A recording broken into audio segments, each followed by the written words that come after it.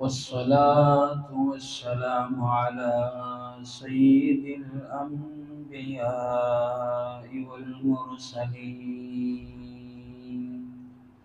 صلى الله تعالى عليه وعلى آله الطيبين الطاهرين وعلى آله بل أحياء ولكن لا تشعرون. وقال تعالى في مقام آخر: ولا تحسبن الذين قتلوا في سبيل الله أمواتا بل أحياء عند ربهم يرزقون. وقال النبي صلى الله تعالى عليه وسلم: والله لوددت أن أقتل في سبيل الله ثم أحيا ثم أحيا ثم أقتل ثم أحيا ثم أقتل، كما قال عليه الصلاة والسلام. اللهم صل على محمد وعلى آل محمد كما صليت على إبراهيم وعلى آل إبراهيم إنك حميد مجيد. اللهم بارك على محمد وعلى آل محمد كما باركت على إبراهيم وعلى آل إبراهيم إنك حميد مجيد.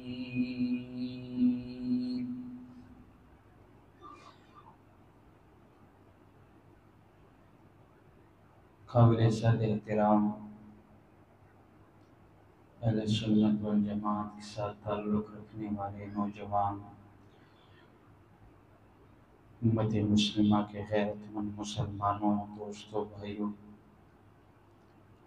آج یوم عاشوراء سانحہ کربلا کے حوالے سے ماہانہ درس قرآن جامعہ مسجد بانیہ فتح پور گجرات میں منعقد ہے۔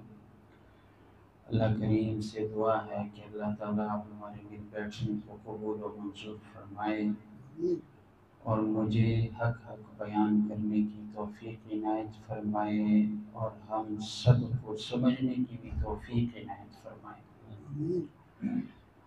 میرے محترم سامعین، واقعہ کربلا بہت دردناک واقعہ ہے، ظلم کا ایک دردناک تاریخ ہے۔ اس میں نواسۂ رسول پیغمبر اسلام کا پیارا حسین اور ان کے اہل خانہ 72 آدمیوں کے سمیت آج کے دن 10 محرم الحرام کو جام شہادت نوش کر گئے تھے۔ میں مختصراً چند باتیں عرض کرنا چاہوں گا۔ واقعہ کربلا کے پیچھے وجوہات کیا تھی؟ حضرت امام حسین رضی اللہ تعالیٰ عنہ کیسے وہاں پہ گئے، ان کے ساتھ کیا واقعات پیش آئے، اور ہمیں کربلا کے اس واقعے سے کیا حاصل ہوتا ہے، ہمیں کیا سبق ملتا ہے، ہمیں کیا کرنا چاہیے، قرآن و حدیث کا پیغام کیا ہے، یہ چند حوالے، چند باتیں آپ کے سامنے عرض کروں گا۔ حضرت امام حسین رضی اللہ تعالیٰ عنہ رسول اللہ صلی اللہ علیہ وسلم کے پیارے نواسے تھے۔ حضور صلی اللہ علیہ وسلم بہت ہی پیار محبت فرمایا کرتے تھے۔ حضرت علی کرم اللہ وجہہ جب اس دنیا سے رخصت ہوئے، جام شہادت نوش فرمایا، خارجیوں نے شہید کیا۔ حضرت امام حسن رضی اللہ تعالیٰ عنہ مسند پر جلوہ افروز ہوئے، اور اس کے بعد انہوں نے صلح کر لی۔ حضرت امیر معاویہ رضی اللہ تعالیٰ عنہ کے حوالے سارا کچھ کر دیا۔ ان کو بھی کوفے والوں نے زہر دیا تھا۔ بہرحال یہ سلسلہ یوں ہی چلتا رہا۔ حضور صلی اللہ علیہ وسلم کی وہ پیشن گوئی کہ میرے دو بیٹوں میں سے حضرت حسن رضی اللہ تعالیٰ عنہ کے بارے میں ارشاد فرمایا کرتے تھے کہ اس کے ہاتھ پر امت مسلمہ ایک ہوگی، صلح ہوگی، اور وہی کام کر دکھایا۔ حضرت حسن اور حضرت حسین رضی اللہ تعالی عنہما دونوں مدینے میں رہ رہے تھے۔ وہاں حضرت معاویہ رضی اللہ تعالی عنہ پورے علاقے کو تقریباً 65,74,000 سرزمین پر ان کی خلافت تھی۔ حضرت امیر معاویہ رضی اللہ تعالی عنہ کے دور میں ان کا کوئی اعتراض بھی نہیں تھا۔ حضرت امیر معاویہ رضی اللہ تعالی عنہ جس وقت مسند پر فائز تھے، حضرت امام حسین رضی اللہ تعالی عنہ نے ان کے خلاف نہ بغاوت کی ہے بلکہ ان کے ہاتھ پر بھی بیعت کی تھی۔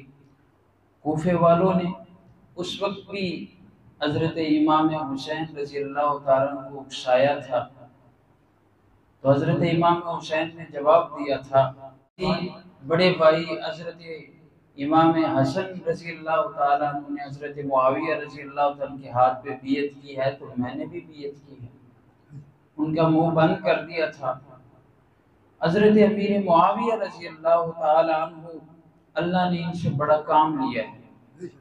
حضور صلی اللہ علیہ وسلم کے ساتھ انہوں نے بڑے غزوات میں بھی شرکت کی ہے، اور حضور صلی اللہ علیہ وسلم کے ساتھ بہت زیادہ کارنامے بھی تھے۔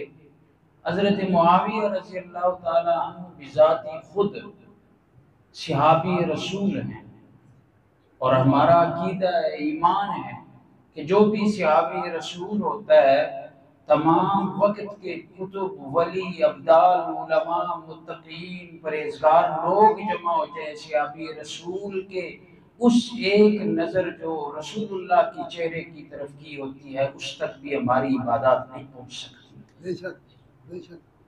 اسی وجہ سے جو ثانیہ کربلا ہے، اس میں جو کیا دھرا ہے، ظلم برپا ہوا، ظلم کا واقعہ نمودار ہوا، اس کے ساتھ حضرت امیر معاویہ کا کوئی تعلق نہیں۔ حضرت عبداللہ بن مبارک رحمۃ اللہ علیہ امام بخاری رحمۃ اللہ علیہ کے استاد ہیں، حضرت امام ابو حنیفہ رحمۃ اللہ علیہ کے شاگردوں میں سے آتے ہیں، رئیس المحدثین والمفسرین ہیں۔ حضرت سے کسی نے پوچھا کہ حضرت عمر بن عبدالعزیز کا درجہ افضل ہے یا حضرت امیر معاویہ رضی اللہ تعالیٰ کا درجہ زیادہ ہے؟ حضرت نے جواب دیا، چہرے پہ غصے کے آثار نمودار ہوئے، فرمایا ایک ذرے کو آفتاب سے کیا نسبت؟ فرمایا تم عمر بن عبدالعزیز کا مقابلہ امیر معاویہ سے کر رہے ہو۔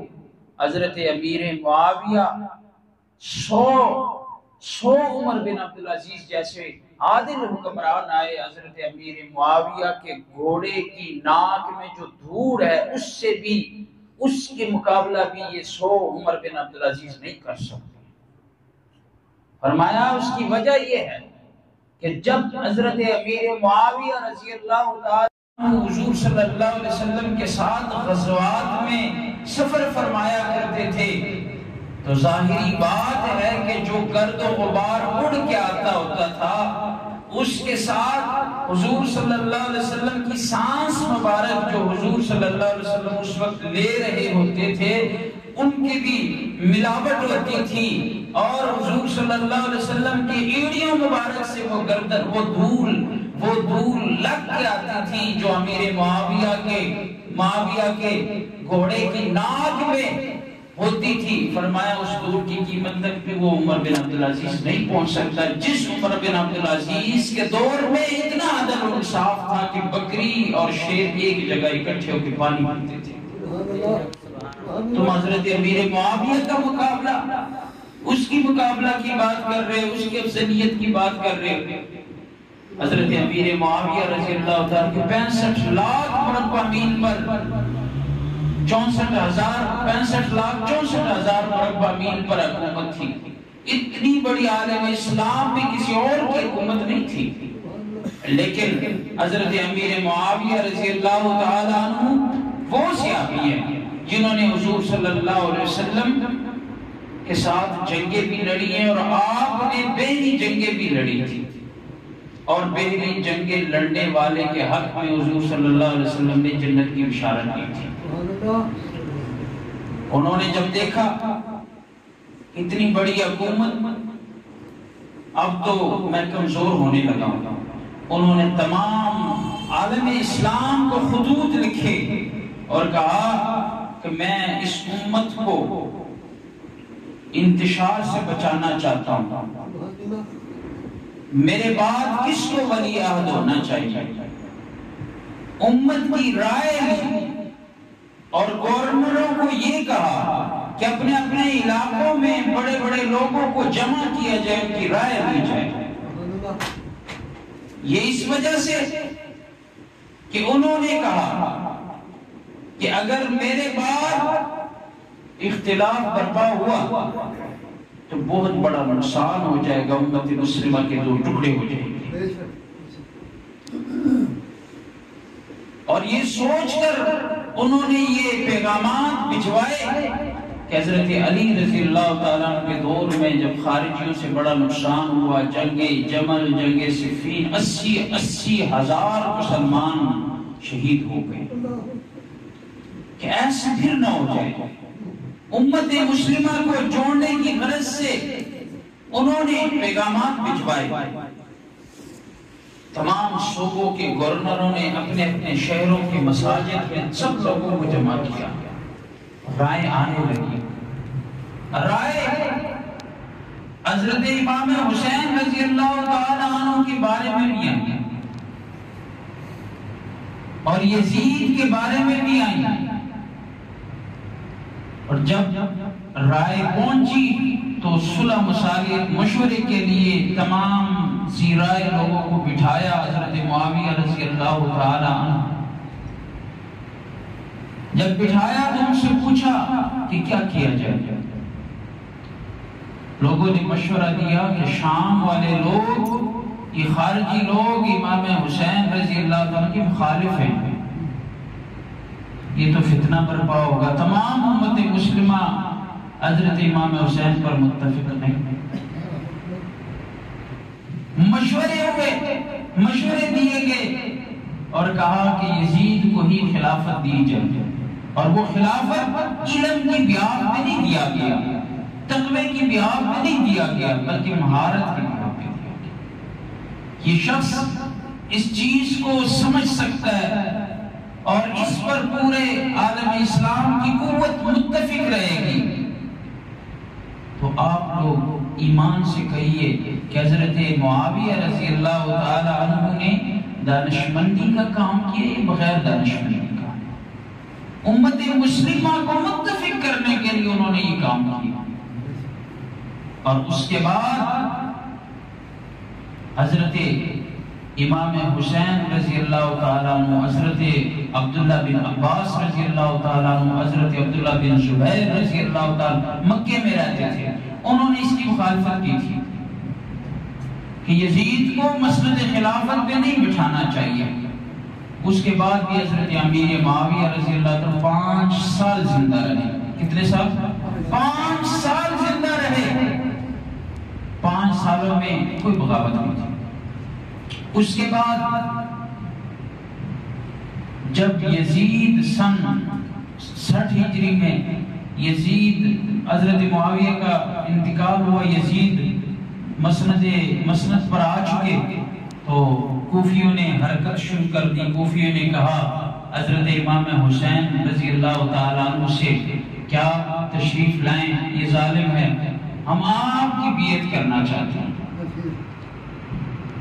خطوط شروع ہوئے، وہاں سلیمان بن سرد کوفہ میں ان کے گھر میں لوگ جمع ہوئے، انہوں نے متفقہ مشورہ کیا کہ نہیں جی امام حسین رضی اللہ عنہ کے ہاتھ میں بیعت کرنی چاہیے۔ اب یہاں پر خطوط آنا شروع ہوئے، قاصد آنا شروع ہوئے۔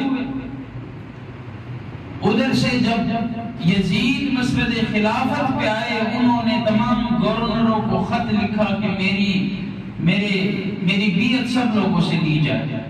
بڑے بڑے صحابہ اکرام جو مکے میں تھے، حضرت امام حسین، حضرت عبداللہ بن عباس، ان کو بھی بلایا گیا۔ حضرت امام حسین رضی اللہ عنہ نے فرمایا مجھے مہلت دیجیے رانا۔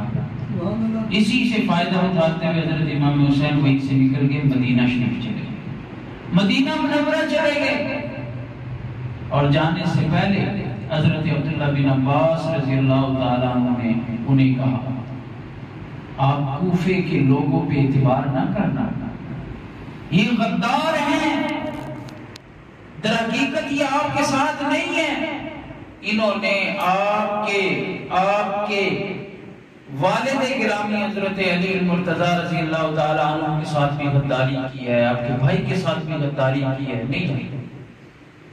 اور جانے سے پہلے محمد بن حنفیہ حضرت امام حسین کے بھائی، انہوں نے کہا بھائی میں تو آپ کے ساتھ میرے بیٹے بھی نہیں جائیں گے، فل مخالفت کی کہ نہیں جانا آپ نے، مجھے پتا ہے کہ میرے ابو ان کو بلاتے تھے یہ نہیں آتے تھے، یہ غدار لوگ ہیں، آپ کو دھوکہ دے دیں گے۔ لیکن انہوں نے کہا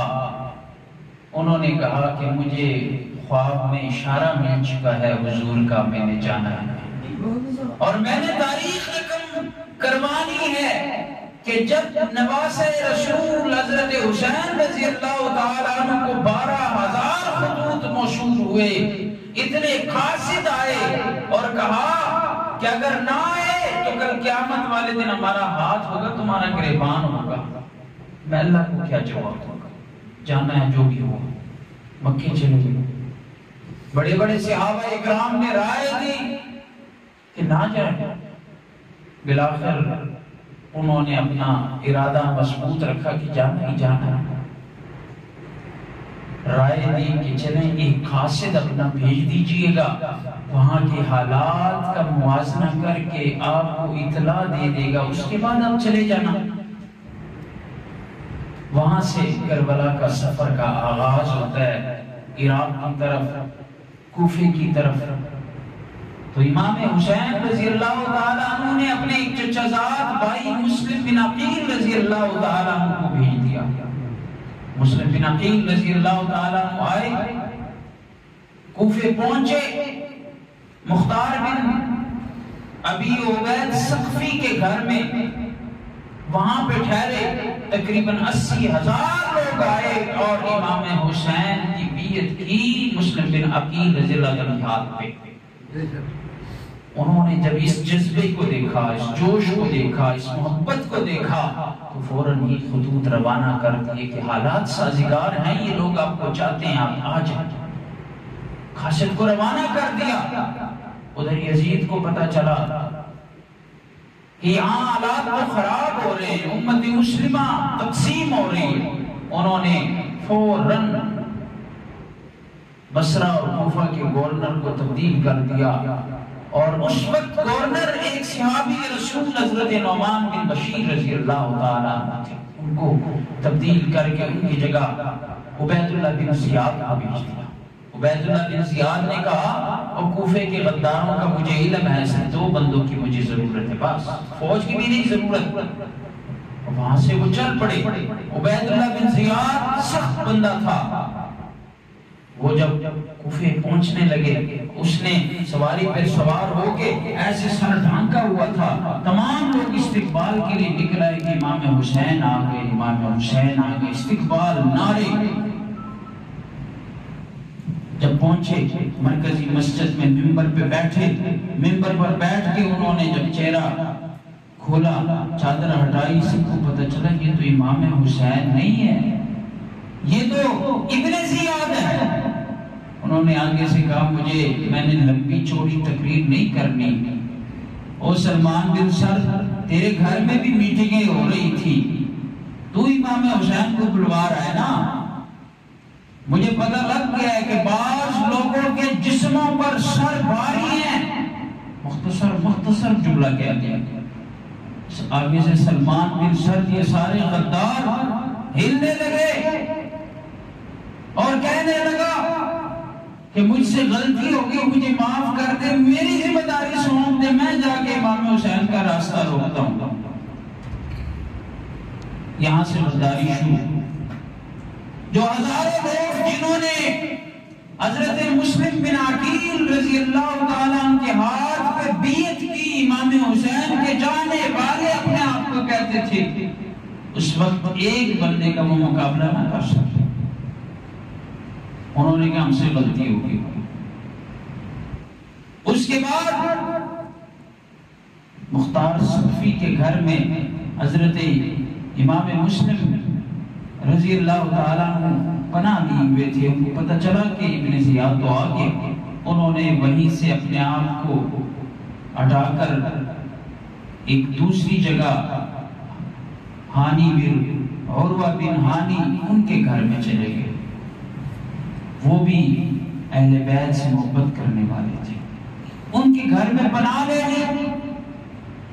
اب انہوں نے اپنے CID کے ذریعے، خفیہ سورس کے ذریعے معلوم کروا لیا، عروہ کو پکڑ لیا، عروہ کو اپنے محل میں بلا لیا، ان کو مارا، پتہ چلا، افواہ مشہور ہوئی کہ عروہ کو شہید کر دیا۔ قبیلہ مزحج کہ نوجوانوں کو جب پتہ چلا کہ عروہ بن ہانی کو شہید کر دیا، انہوں نے وہ قصرے، وہ مقام جو خلافت والی جگہ تھی جہاں پہ ابن زیاد بیٹھا کرتا ان کا محاصرہ کیا۔ اس وقت ابن زیاد نے قاضی شریح کو کہا کہ باہر نکل کے ان کو مطمئن کرو کہ شہید نہیں ہوا، ویسے بس ہمارے پاس قید میں، ان کو قید میں رکھا۔ مختار صفی وہاں سے بھاگ گیا، باہر کے دیہاتوں میں پناہ لے لی، اور وہاں سے جب مسلم بن عقیل رضی اللہ تعالیٰ عنہ کو پتہ چلا کہ مختار صفی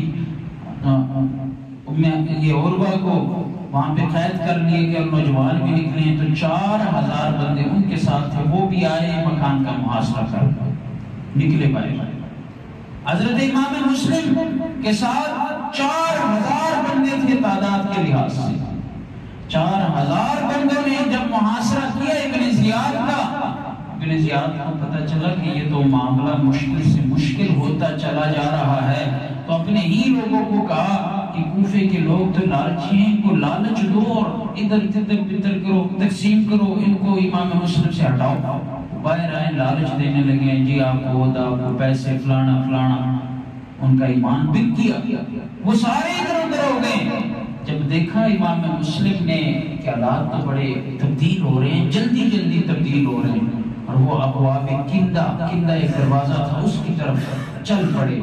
جب چل پڑے تو ساتھ چند 70-80 ایسے لوگ تھے، 4000 کہاں گئے، 70 آدمی 80 آدمی کہاں پہ گئے۔ تو وہاں پر دیکھا، جب ابواب کندہ کے پاس پیچھے جب مڑ کے دیکھا، ایک بھی بندہ نہیں تھا۔ پریشانی کی حالت میں کہ 4000 بندے میرے ساتھ تھے، یہ اتنے دھوکے باز، اتنے مکر و فریب والے، اتنے بے وفا، مجھے کیا پتا تھا کہ ایسے لوگ ہوں گے۔ اور وہ صحابہ اکرام نے سچ ہمیں کہا تھا کہ نہ جانا، یہ دھوکہ دے دیں گے، انہوں نے آپ کے حضرت علی کرم اللہ وجہ، جو حضرت حسن رضی اللہ ان کے ساتھ بھی دھوکہ کیا ہے، یہ کوئی وفادار نہیں، کوئی محبین اہل بیت نہیں۔ اس وقت تھکے ہوئے قدموں کے ساتھ چل رہے تھے، گھر کے سامنے بیٹھ گئے۔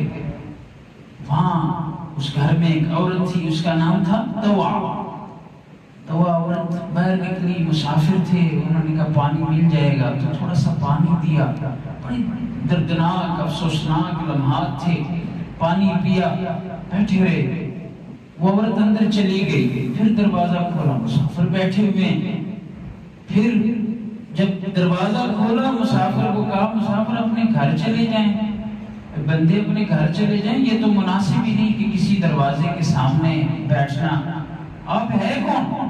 تو اس نے کہا انا مسلم بن عقیل کذبنی ہؤلاء القوم وغرونی، میں مسلم بن عقیل ہوں، حضرت امام حسین کا چچا زاد بھائی، مجھے ان لوگوں نے دھوکہ دیا ہے، اس قوم نے دھوکہ دیا ہے۔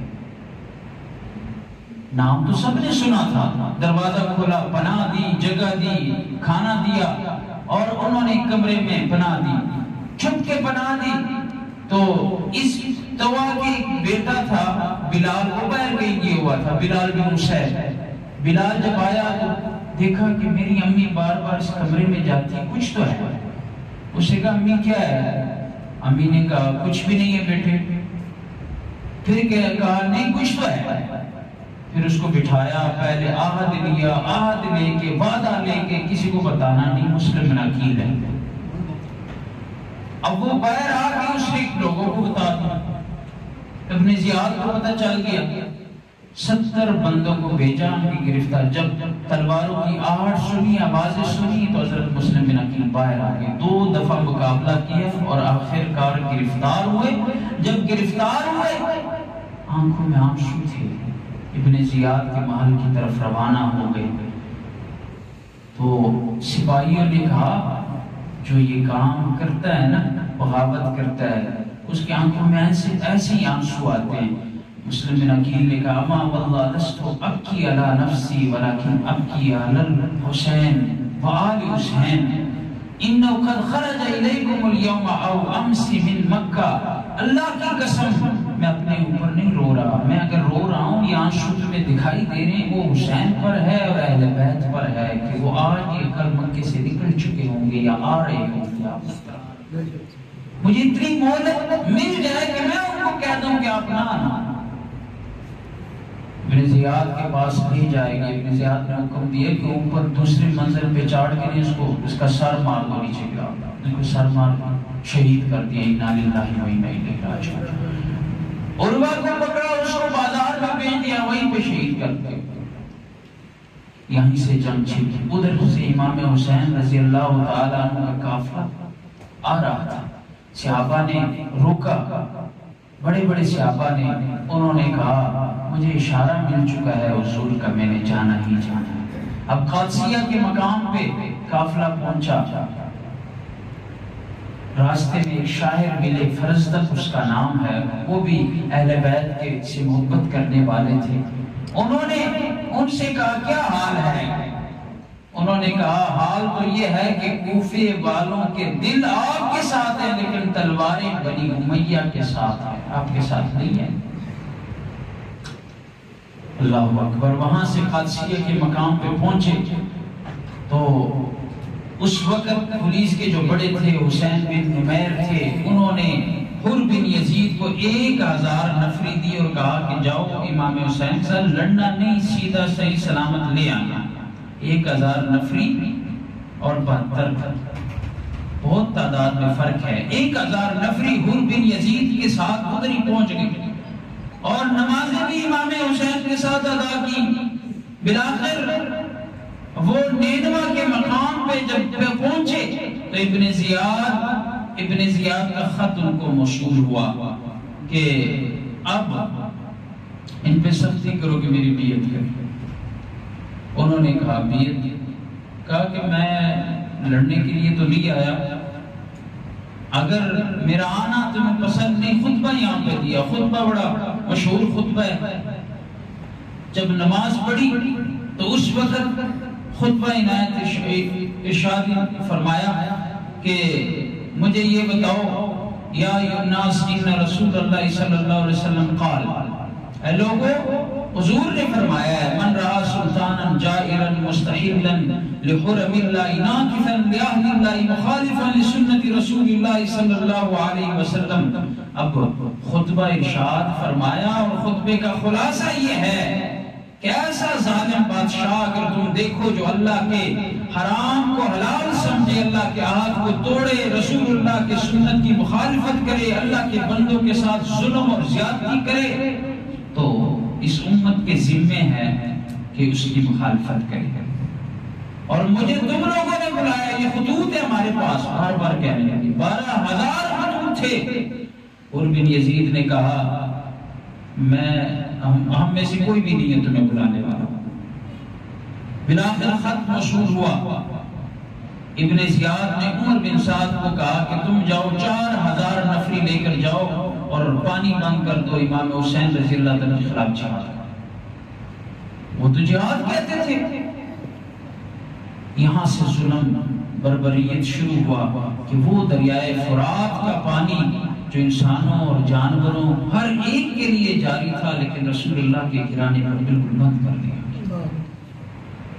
اس کے بعد حضرت حسین رضی اللہ تعالیٰ نے اپنے بھائی حضرت عباس کو 30 سوار اور 30 پیادوں کی لشکر کے ساتھ پانی لینے کے لیے بھیج دیا اور زبردستی وہ پانی لے کے آ گئے تھے. اس کے بعد حضرت امام حسین رضی اللہ عنہ نے جب حالات کو دیکھا کہ حالات سخت سے سخت ہو رہے، انہوں نے عمر بن سعد جو 4,000 نفری کے ساتھ آئے تھے ان کے ساتھ ملاقات کی اور انہوں نے 3 صورتوں کو کہا یا تو مجھے واپس جانے دیں جہاں سے میں آیا ہوں، اگر واپس نہیں جانے دے رہے مجھے ابن یزید کے پاس جانے دو، میں خود بات کر لیتا ہوں، نہیں تو پھر مجھے سرحد والی طرف جانے دو. آپس میں لڑنے کا کیا فائدہ ہے، ایک دوسرے کا خون بہائیں. انہوں نے یہ عمر بن سعد نے سوچا کہ مسئلہ بس حل ہو گیا، اللہ پاک بچا دیا اللہ پاک نے جنگ سے. انہوں نے خط لکھ دیا ابن زیاد کو. ابن زیاد کے ساتھ ایک بدبخت تھا شمر بن ذوالجوشن. یہ شمر جو تھا یہ حضرت ان کی جو پھوپھی تھی حضرت علی رضی اللہ عنہ کی نکاح میں تھی اور پھوپھی کے 3-4 بیٹے بھی اسی لشکر میں تھے امام حسین رضی اللہ عنہ کے ساتھ. یزید نے جب یہ خط دیکھا تو کہا کہ ٹھیک ہے یہ تو اچھی بات ہے.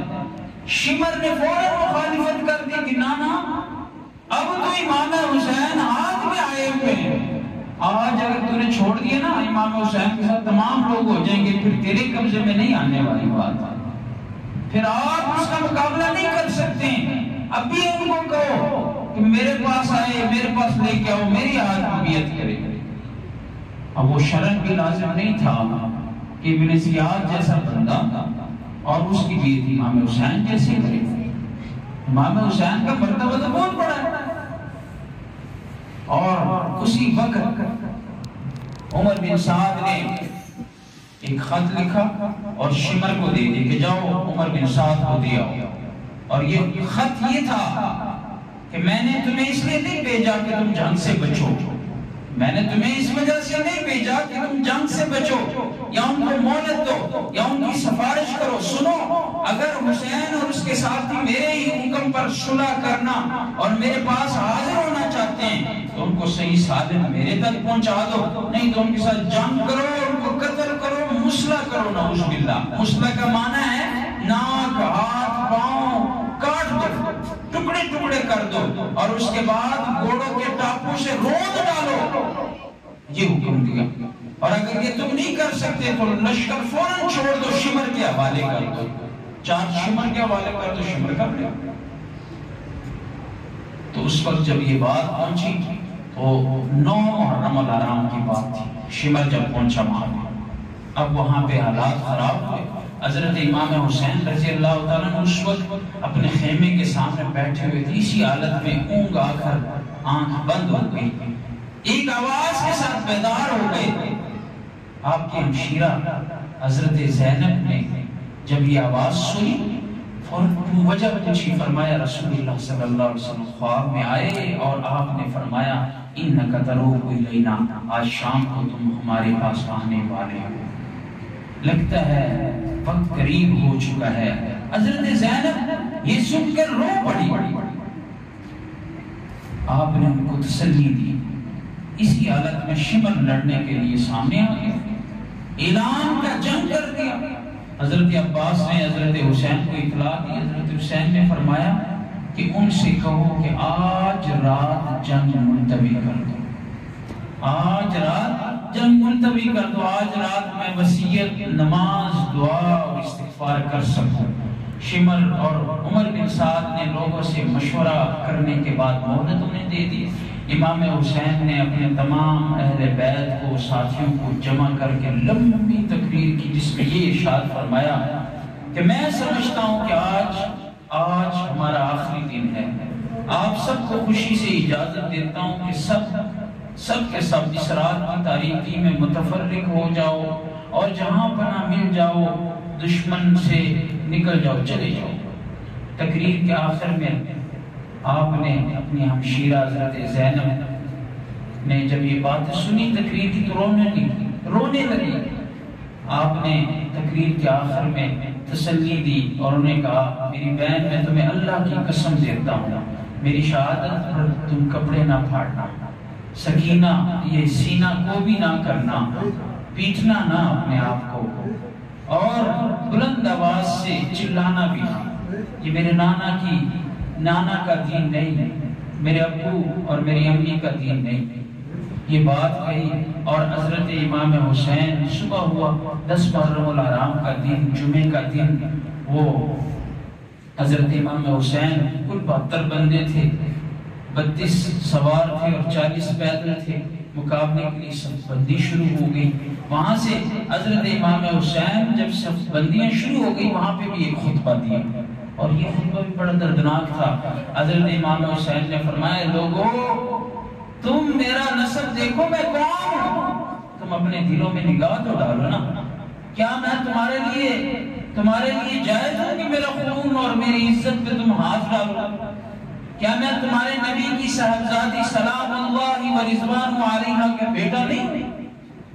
کیا یہ حدیث مشہور نہیں ہے کہ مجھے رسول اللہ صلی اللہ علیہ وسلم اور میرے بھائی حسن کو نوجوانوں کا سردار قرار دیا تھا، جنتی نوجوانوں کا سردار قرار دیا تھا؟ اس کے بعد یہ خطبہ دے رہے تھے۔ حضرت امام حسین کے لشکر میں ایک نوجوان حضرت زہیر بن قین کھڑے ہوئے اور لوگوں کو نصیحت کی، اے لوگوں اہل رسول کے خون سے باز آ جاؤ، تمہیں شرم نہیں آتی؟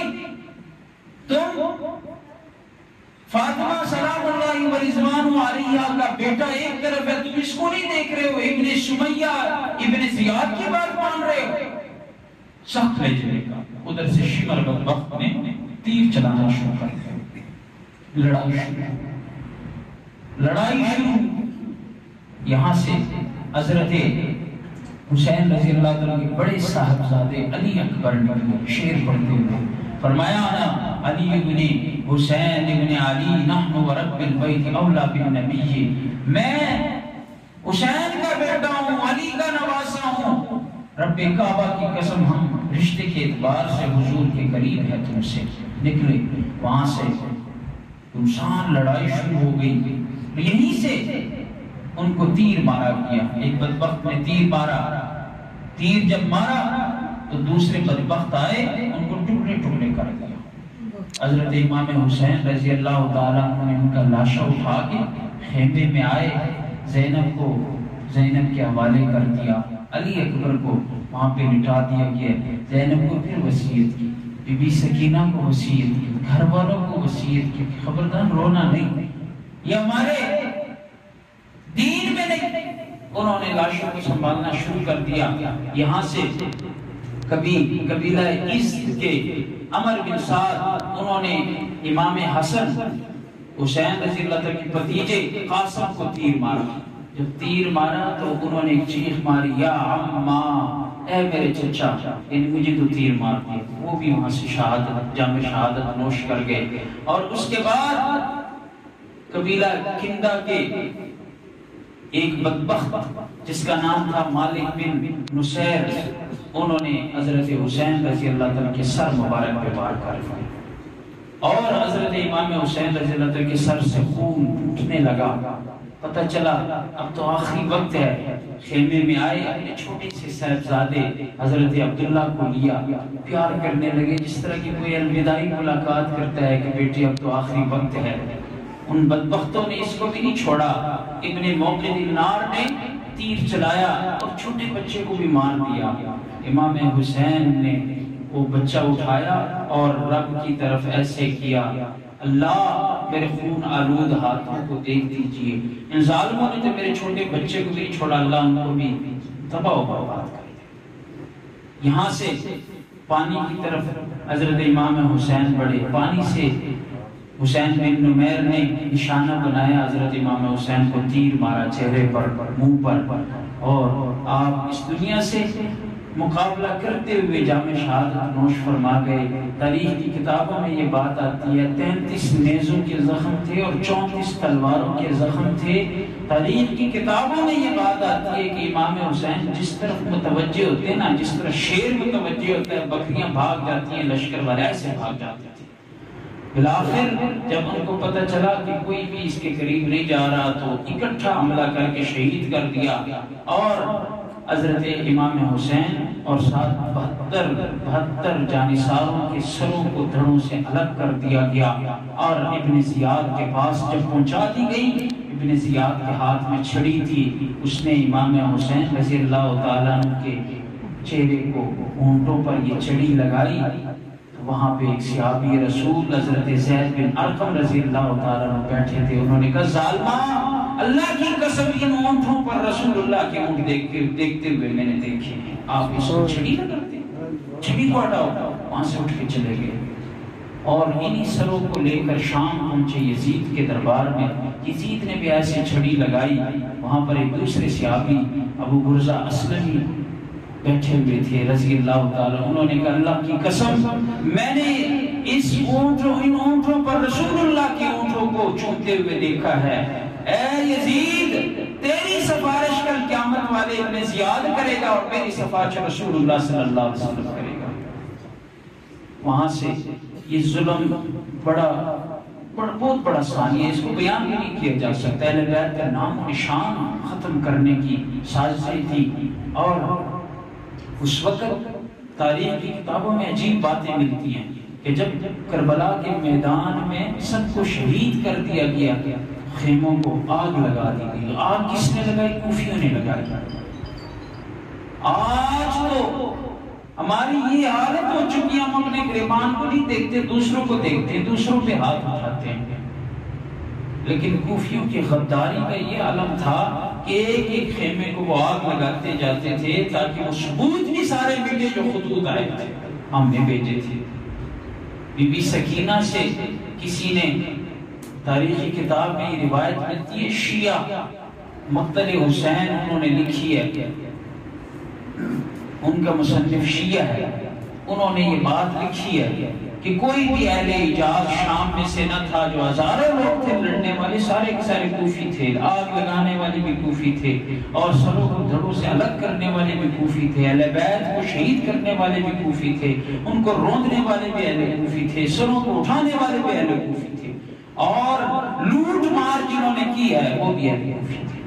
بی بی سکینہ سے بالیاں وغیرہ اتار رہے تھے تو انہوں نے کہا کہ رو بھی رہے ہو اور بالیاں بھی اتار رہے ہو، یہ کیوں؟ آگے سے کہنے لگے کوفی رو تو اس وجہ سے رہے ہیں کہ اہل بیت تمام شہید ہو گئے، اور بالیاں اس وجہ سے اتار رہے ہیں کہ اگر ہم نہ اتاریں کوئی اور اتار رہا ہے۔ یہی ہے، کام بھی خود کر جاتے ہیں، شور بھی خود کرتے ہیں۔ اب وہ نوحہ کر رہے تھے، ماتم کر رہے تھے، رو رہے تھے۔ امام زین العابدین صاحب بیمار تھے، باہر نکلے کہ رونے کی آوازیں کیوں آ رہی ہیں؟ پوچھا تم رو کیوں رہے ہو؟ اور فلان تو نہیں تھا کہ تو نے کہا تھا کہ ان کو قتل کرو؟ اور سلمان بن سر تیرے گھر میں مشورے ہوئے تھے، تو نے ہمارا راستہ روکا ہے، بڑے بڑے کو نام لے کے پکارا کہ تم نے یہ کیا، پھر رو کیوں رہے ہو؟ ماتم کیوں کر رہے ہو؟ اس وقت بی بی زینب کو جوش آیا، انہوں نے کہا بیٹے چپ ہو جا، میں اب کچھ بولنا چاہتی ہوں، حقیقت بیان کرنا چاہتی ہوں تاکہ یہ تاریخ کا حصہ بنے۔ اور یہ ان کی کتابوں میں بھی یہ بات لکھی ہوئی ہے، مقتل حسین میں، دوسری کتابوں میں بھی یہ باتیں لکھی ہوئی ہیں۔ بی بی زینب نے کہا اے لوگوں، آج تم نے سب کو شہید کر دیا، رو رہے ہو۔ اللہ تعالیٰ کی طرف متوجہ ہو کے کہا اللہ میری خون آلود دوپٹہ ہاتھوں کو دیکھ رہے ہو، اللہ ان کو تا قیامت ایسے رلانا، تا قیامت یہ سزا دیتے رہنا۔ آپ دیکھ رہے ہیں اللہ پاک کن کو سزا دے رہے ہیں، کن کو نہیں دے رہے ہیں۔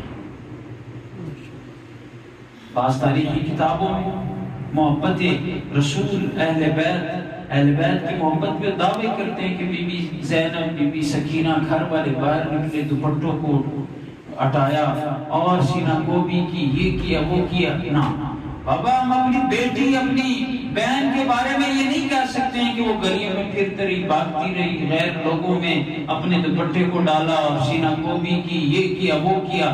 نہ، وہ بیٹیاں رسول اللہ صلی اللہ علیہ وسلم کی خاندان کی تھی، وہ بیٹیاں حضرت علی شیر خدا کی خاندان کی تھی، وہ بیٹیاں حضرت فاطمہ الزہرا رضی اللہ تعالیٰ عنہ کی خاندان کی تھی۔ کبھی بھی یہ زیب نہیں دیتا، اللہ کی قسم انہوں نے یہ نہیں کیا، یہ تاریخ کا جھوٹ ہے۔ اللہ کا قرآن ہمیں یہ سبق دیتا ہے کہ ان اللہ مع الصابرین، اللہ تعالیٰ کا قرآن کہتا ہے کہ اللہ صبر کرنے والوں کے ساتھ ہے۔ یہ اللہ نے نہیں کہا کہ ان اللہ مع الماطمین، اللہ تعالیٰ ماتم کرنے والوں کے ساتھ ہے۔ پھر اللہ تعالیٰ کا کیا ہوا دیکھیں، امام زہری فرماتے ہیں کہ جس دن حضرت امام حسین کو شہید کیا گیا، اس دن ملک شام میں جو بھی پتھر اٹھایا جاتا اس کے نیچے خون تھا، اتنا دردناک تھا۔ حضرت ابو قبیل کہتے ہیں کہ حضرت امام حسین کو جب شہید کیا گیا تو ہم نے دیکھا سورج کی روشنی بالکل غائب ہو گئی، اندھیرا سا چھا گیا، آسمان پر ستارے نظر آنے لگے، اتنا غم کا داستان۔ لیکن اللہ تعالیٰ کا دیکھیں، اہل بیت میں جس نے ہاتھ اٹھایا نا، قاتلان امام حسین رضی اللہ تعالیٰ، اہل بیت کے قاتلان کا انجام، امام زہری فرماتے ہیں جو لوگ اہل بیت کے قتل میں ملوث تھے، ایک بھی نہیں بچا، اللہ تعالیٰ نے دنیا میں بھی سزا دی اور آخرت میں بھی سزا دے گا۔ ابن زیاد جس نے چھڑی لگائی تھی حضور صلی اللہ علیہ وسلم کے ہونٹوں، حضرت حسین رضی اللہ کے ہونٹوں پر، فرمایا اس کو ابراہیم بن اشتر نے قتل کیا، اور قتل کر کے کس کے حکم پر؟ مختار بن ابو عبید ثقفی، جس کے گھر میں امام مسلم نے پناہ لی تھی، وہی بندہ اس کے حکم پہ قتل کیا، اس نے چن چن کے مارا، لسٹیں تیار کی۔ فرمایا ابن زیاد بدبخت کے سر کو اور دوسرے کے سروں کو جب اکٹھا رکھا گیا، ان کے سامنے ایک پتلا سا سانپ آیا اور سب سروں کو سونگتے ہوئے ابن زیاد کے سر کو ڈھونڈا اور اس کے منہ کے اندر داخل ہوا، نال سے نکلا، پھر نال کے اندر داخل ہوا، منہ سے نکلا، سب کے سامنے اللہ تعالیٰ نے سزا دی۔ اور اس وہ بدبخت ابن جوزی رحمۃ اللہ علیہ فرماتے ہیں کہ جس نے امام حسین کے سر پہ وار کیا تھا نا، وہ بڑا خوبصورت نوجوان تھا، لیکن اس کا چہرہ سیاہ کالا ہو گیا تھا۔ لوگوں نے پوچھا تجھے کیا ہو گیا؟ اس نے کہا اللہ کی قسم، جب بھی میں سوتا ہوں نا، دو آدمی میرے پاس آتے ہیں اور مجھے زبردستی پکڑ کے دیکھتی ہوئی آگ کے سامنے کر دیتے ہیں، اور میں جلتا جلتا بہت زیادہ نعرے لگاتے ہوئے تکلیف میں ہوتا ہوں، اسی حالت میں اس دنیا سے رخصت ہوا، جہنم واصل ہوا۔ اور جس بندے نے حضور حضرت حسین رضی اللہ تعالیٰ عنہ کا راستہ روکا تھا، پانی نہ دیا تھا، اس کو ایسی مرض لگا نا کہ وہ نعرے لگاتا تھا، اسکونی اسکونی قتلنی الظم، مجھے پانی پلاؤ، مجھے دنیا کی شربتیں پلا دی، لیکن اس کی پیاس نہ بجھی، اور اسی کی وجہ اس کا پیٹ پٹ گیا تھا، جیسے اونٹ کا پیٹ پٹتا ہے اور مر جاتا ہے، ایسے ہی مر جاتا دنیا سے دفع ہوا۔ تو قاتلان حسین پہ اللہ تعالیٰ نے بڑی عجیب آفتیں لے کے، لیکن اس میں ایک تاریخی بات بتاتا ہوں، قاتلان حسین کو جس نے انجام تک پہنچایا نا، وہ مختار ثقفی تھا، مختار ثقفی تھا۔ یہ بات میں خود مرتد ہو گیا، کیا ہوا؟ دین سے پھر گیا، مرتد ہوا۔ یہاں سے ایک نکتہ ہمیں ملا کہ لوگوں دین کا کام کرو، جہاں پہ دین کے لیے ضرورت ہو، مال کی، جان کی، اولاد کی فکر نہ کرو، دین کا کام کرو، نہیں تو اللہ تعالیٰ اس دین کے محافظ ہیں، اللہ تعالیٰ فاسق اور فاجر سے بھی دین کا کام نہیں سکتا ہے۔ یہ اگر کوئی کہے مولوی کہ میں دین کا کام نہیں کرتا، حاجی کہتا ہے میں نہیں کرتا، نمازی کہتا ہے میں نہیں کرتا، اللہ ایسے بندے سے دین کا کام لے لے گا جس نے مسجد کا راستہ بھی نہیں دیکھا ہوگا۔ تو ہمیں کربلا کے واقعے سے کیا سبق ملتا ہے؟ پہلا سبق تو یہ ہے کہ قرآن اور سنت کے قانون کو صحیح طور پہ رواج کرنا، اس کے لیے حضرت امام حسین اور اہل بیت کرتے تھے۔ دوسرا سبق یہ ہے کہ اسلام کے نظام عدل کے لیے کوشش کرنا، اثر نو قائم کرنا، یہ کربلا کے واقعے کا سبق ہے۔ حضرت امام حسین اسی وجہ سے، اسی مقصد کے لیے نکلے تھے۔ اور تیسرا مقصد، اسلام میں خلافت نبوت کے بجائے ملوکیت اور آمریت کی بدعت کے مقابلے میں مسلسل جہاد کرنا، یہ اہل حق کا شیوہ ہے۔ اور چوتھا یہ ہے کہ حق کے مقابلے میں زور و زر کی نمائشوں سے مرعوب نہ ہونا۔ باطل کے پاس بڑی قوتیں ہوتی ہیں، ان سے بالکل آپ نے خوفزدہ نہیں ہونا۔ اور پانچواں مقصد جو ہمیں سبق حاصل ہوتا ہے، حق کے لیے اپنی جان، مال اور اولاد سب کچھ قربان کر دینا، یہ اہل بیت کا سبق ہے۔ اور چھٹا سبق یہ ہے کہ راہ حق میں پیش آنے والے خوف اور ہراس، مصیبت اور مشقت سے نہ گھبرانا، ہر وقت اللہ تعالیٰ کو یاد رکھنا، اسی پر توکل کرنا، ہر حال میں اللہ پاک کا شکر ادا کرنا۔ تو امام حسین رضی اللہ تعالیٰ عنہ اس دنیا سے